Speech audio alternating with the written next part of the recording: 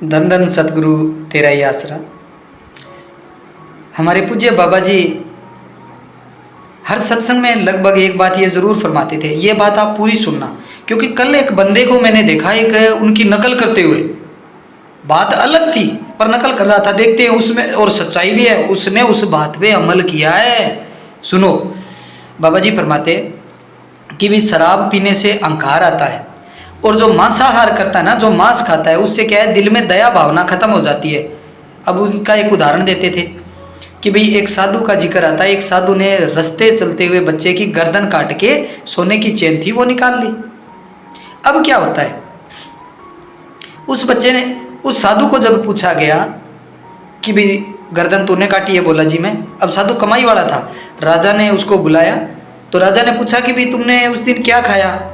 तो साधु बोलता है जी मैंने तो कोई अमुक भड़बूजा था जो अनाज भूनने वाला, उसके पास से अनाज लेके खाया।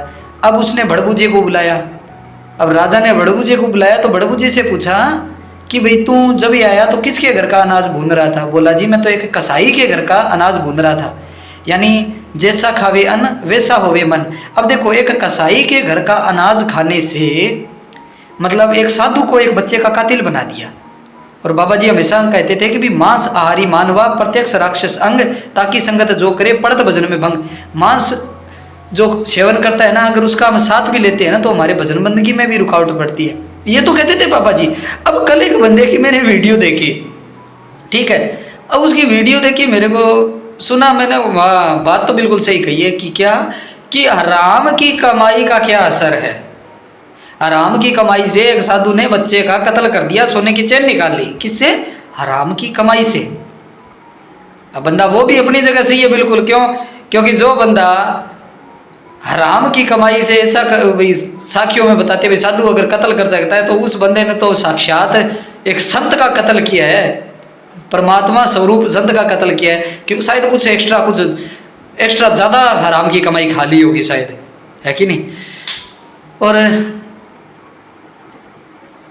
उसी बंदे के लिए पानी आता था स्पेशल एक झरने का, और उस झरने का पानी लाया जाता था हिमाचल से।